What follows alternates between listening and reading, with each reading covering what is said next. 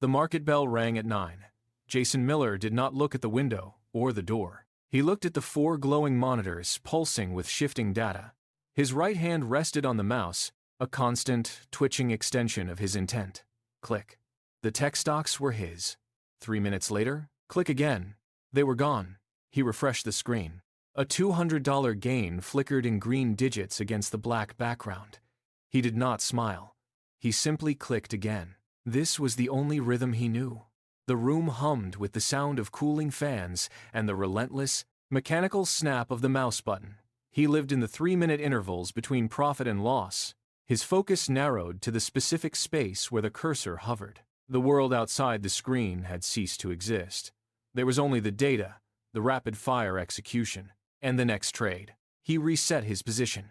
He watched the numbers climb, plateau, and break. His breathing steady and shallow, perfectly synchronized with the refresh rate of the market. Every click was a gamble. Every second a race against the invisible tide of the exchange. The physical cost of his routine began to manifest in the static hours of the afternoon.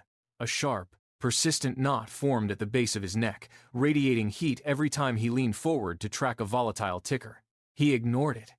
He ignored the pile of unopened envelopes gathering dust on the floor near the door tax notices and overdue notices that he relegated to the periphery of his vision. To Jason, these were minor obstacles in a race he was winning. He believed he had decoded the market, that his reaction time was the ultimate asset. He saw the green numbers as validation, a scoreboard proving his superiority over the slow, traditional investors he despised. When the ache in his neck flared, he simply adjusted his posture, pressed his palm into his vertebrae, and clicked again.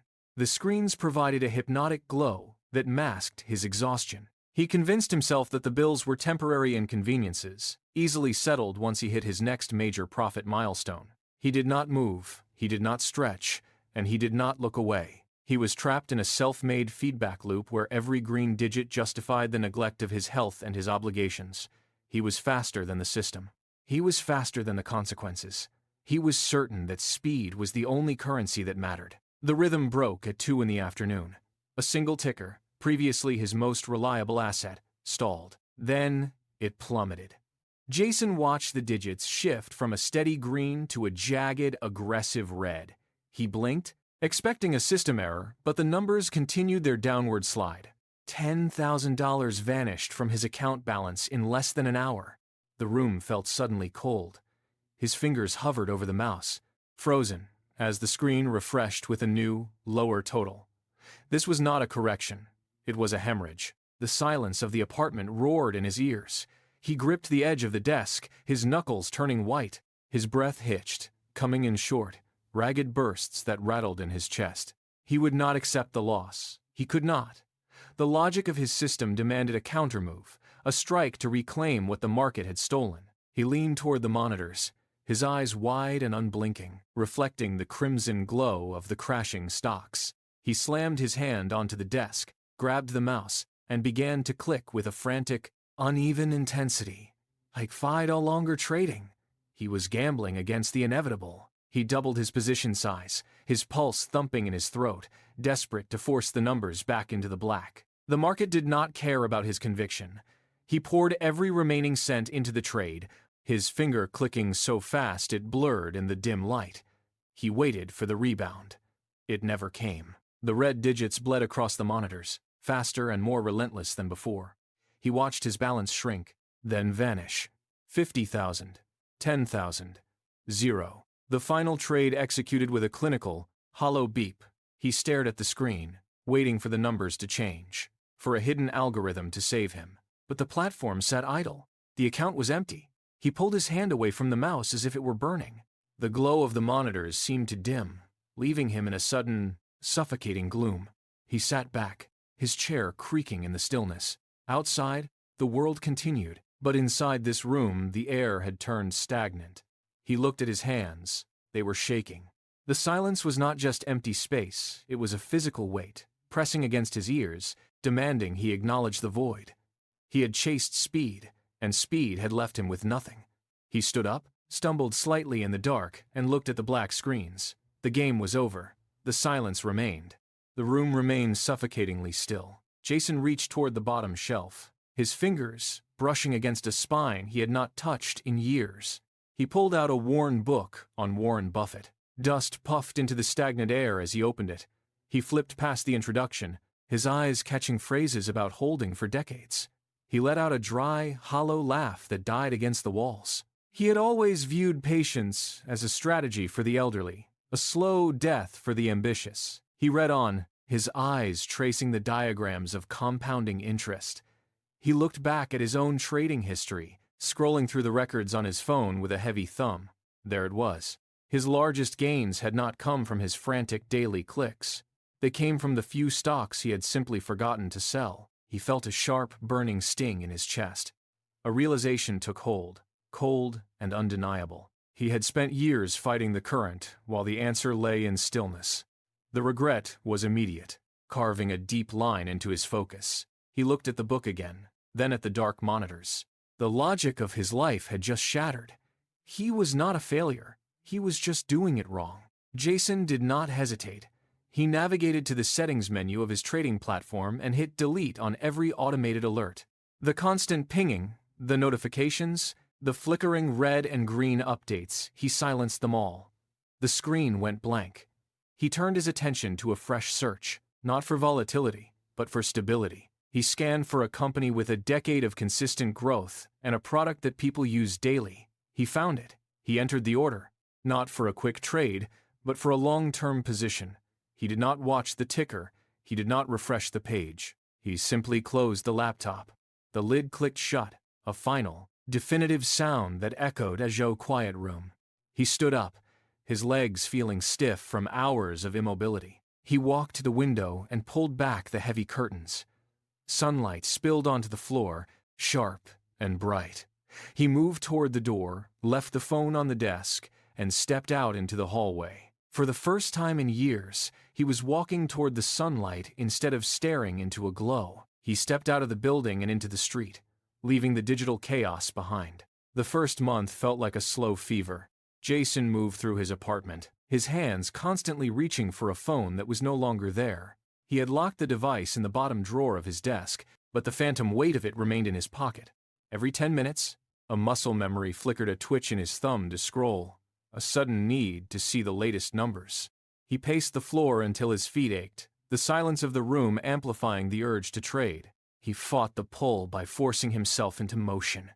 He went to the gym, pushing weights until his muscles burned, trying to replace the adrenaline of the market with the dull exhaustion of physical labor. When the evening came, he sat in the chair and opened a book, forcing his eyes to track lines of text instead of ticker symbols. The words did not register at first.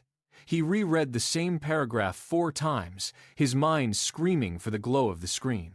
He slammed the book shut, stood up, and walked until his breath came short and heavy. He was breaking a physical addiction, 1 hour of forced stillness at a time. Years had passed. Jason sat at a small table in a local cafe, his hands resting flat on the wood. He was watching the steam rise from his coffee.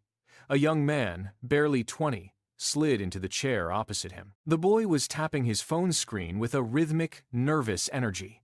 He looked up, his eyes darting toward the exit and back to Jason. "I have tracked your records," the young man said, his voice tight with impatience. "You stopped trading, yet your portfolio continues to climb. What is the secret indicator? What software are you using to time the entry points?" Jason pushed his coffee cup slowly to the side. He leaned forward, the movement deliberate and smooth. He looked at the young man, whose thumb was still twitching against his phone. "The secret is doing nothing," Jason said. The words hung in the air, simple and heavy.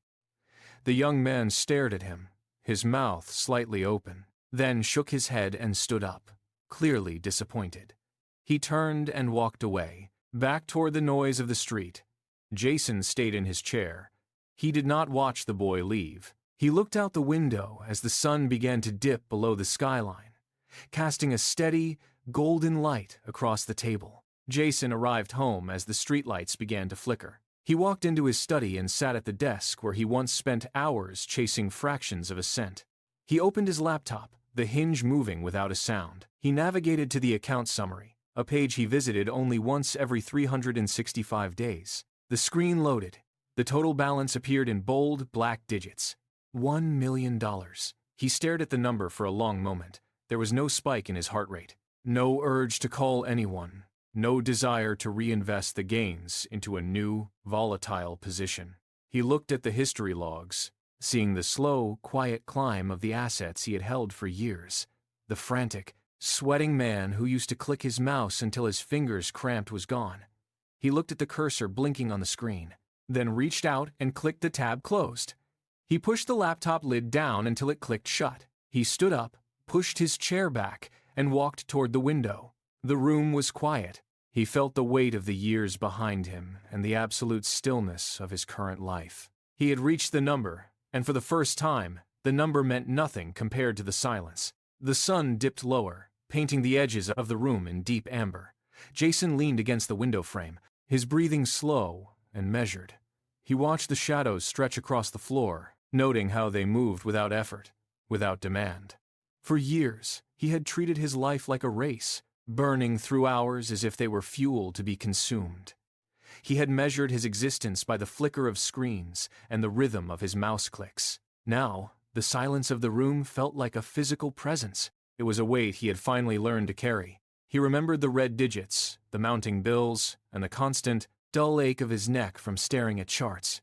Those memories were distant, like a storm he had walked out of long ago. Wealth, he realized, was not a destination to be reached through sudden strikes or desperate gambles. It was a long, quiet walk. He had spent his youth running toward a horizon that moved whenever he approached it. By stopping, by choosing to stand still, he had allowed the world to catch up. The market was no longer an adversary to be conquered. It was a landscape he now inhabited, stable and enduring. He looked at his hands, steady and relaxed. He was not waiting for anything. He was simply present.